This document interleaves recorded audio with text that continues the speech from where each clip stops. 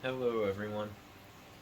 Um, in this video I want to show my 75-gallon Discus tank and kind of an update on the Discus from that video that I put out maybe 2 years ago now. Very much has changed within that last 2 years. No, all good changes though, all good changes. But as you can see, here is the tank behind me. Let's take a closer look at it. So this is a 75-gallon tank. So 4 feet long, 18 inches deep, and 21 inches tall. And there are 5 discus in here, an angelfish, and 3 Girapari, and a redhead Tapajos geophagus. Those are kind of the big centerpiece fish in this tank, as well as 4 albino cories. There's about a dozen of these bleeding heart tetras right here, and then 5 Congo tetras that are quite big. They are full-grown males. Over here, there is a little albino threadfin acara. That's a great addition to the tank that very cute, very happy with. This tank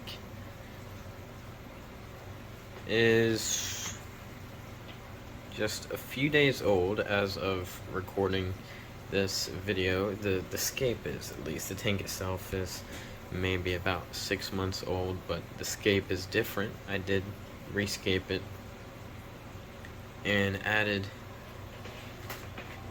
this mangrove wood to make it look like a hesitant to say biotope, because there's not all the same plants and not all the same fish come from the same place, but this is what a riverbank kind of would look like in the Amazon River. But everyone gets along well. These discus get along well with each other. The angelfish is fine. The little acara is a fine. Everything gets along just fine. Nothing is necessarily more aggressive than the other. You can see how beautiful this geophagus is right here. I believe it's a female, and how beautiful this Girapari is. There are 3 of them in here, but they get quite big, and so they're not going to stay in here their whole life. Eventually I will catch them out and go trade them for a different fish. Depending on if I can get any, I would love to get bigger threadfin acara, particularly this albino, because that is an absolutely gorgeous fish. And maybe another redhead Tapajos, maybe a potential male, because I believe that one's a female. But one downside of having earth eaters like those fish is that any soil that is not in bags underneath the substrate, or anything that is not under a heavy substrate, will get brought up to the surface. But that's okay, I don't mind it. I love the nature of these fish. They're so much fun, a joy to watch. There's also like 5 Nanocara anomala in here. There's one of the females. But the light is kind of just coming on now, and it won't get too much brighter than this. I don't want to have it too terribly bright. Everything in here is a low light plant. There's a couple of exceptions, like the plants I have in here. There's Blixa japonica, some creeping Charlie. These scattered stems are Limnophila hyperoides, I believe.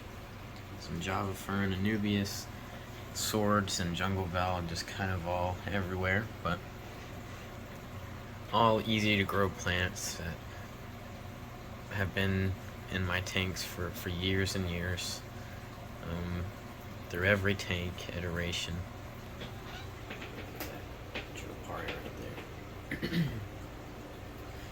gorgeous fish.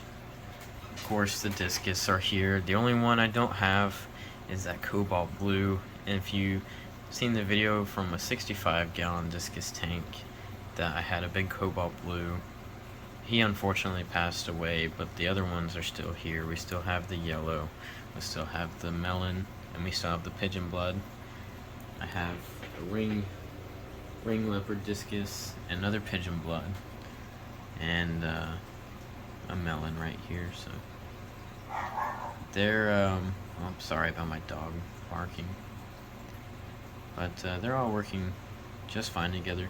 I also have some, like, there's like 2 rice fish in here and a couple of white cloud minnows up there. Just they're in here temporarily while I'm getting a little mini pond set up for them. But it's a very, very nice tank. The more I look at it, the more I enjoy it.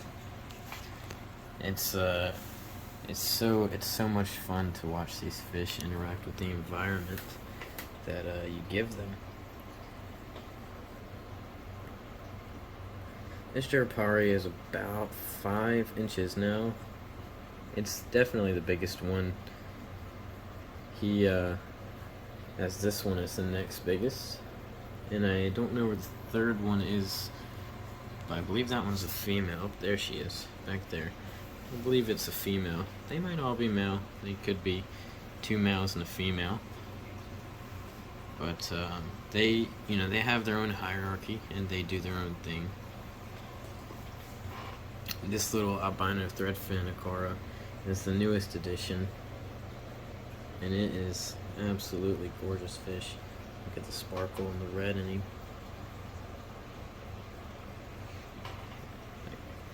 Very beautiful. Hopefully he grows fast. I run this tank at 82.5 degrees.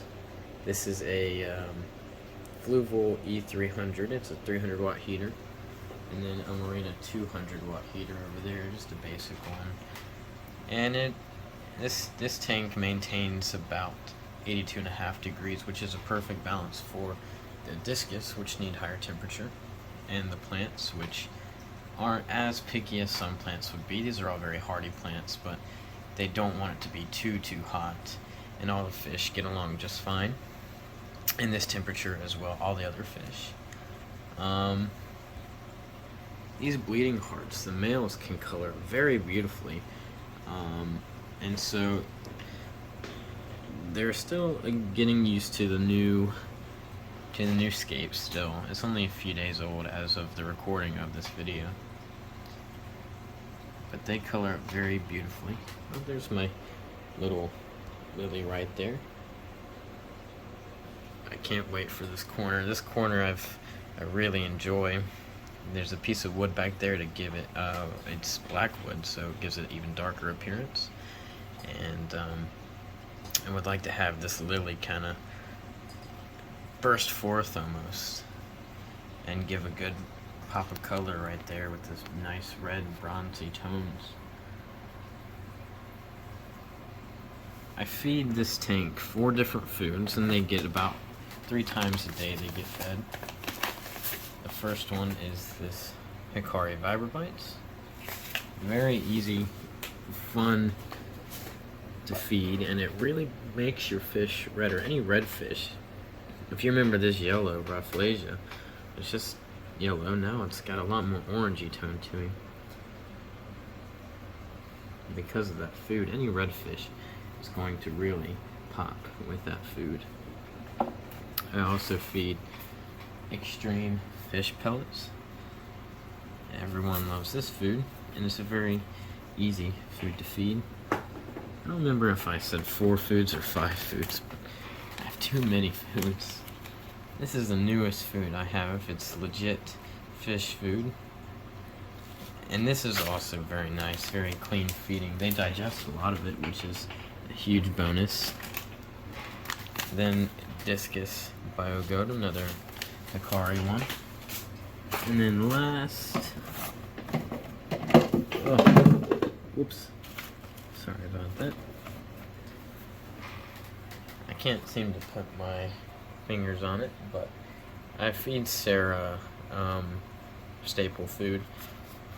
These are just the treat tabs. I give these every now and then to him. I just don't really remember quite as much as I need to, frankly. And they also get frozen food once a week, just a mix of mysis, brine shrimp, and bloodworms. Somewhere in here is a big old bushy-nosed pleco. He's probably on the piece of wood back here. Let's see if we can... Yep, there he is. Get a view of him. He's quite big. He's about 6 inches. And I apologize, this is snake tank right here. And he's quite big. Very beautiful. Very healthy male albino bushy-nosed pleco. The light on this tank is a Hygger full spectrum LED light that I have on not highest setting, but I believe about 50%, just to keep algae growth to a minimum. This plant right here is Riprora aquatica, so it's water cabbage, and it's still converting to its submerged form, which is why we see the leaves like that right there. But you can still see the new growth coming out of it, so that's exciting right there. I'm excited to see how that plant progresses. In filtration, we have a Sun canister filter. I believe it does 793 gallons per hour. It's just an inexpensive canister filter I got. And then an Aqua Clear 110. Both of which are packed with biomedia, as well as a couple of different types of sponges and filter floss. But this is my tank. In a few months I may rescape it and try something different. But for right now, I'll just document how this tank grows in and how everything looks whenever it's done. I wanted to make this video a bit shorter than my 5-gallon high-tech tank, which is over here, just to kind of see the watch retention and try and find a balance between long video and explanation. So I will do an update on that 5-gallon soon, as well as a couple of other tanks that I have in my room. Well, thank you for watching, and have a great day.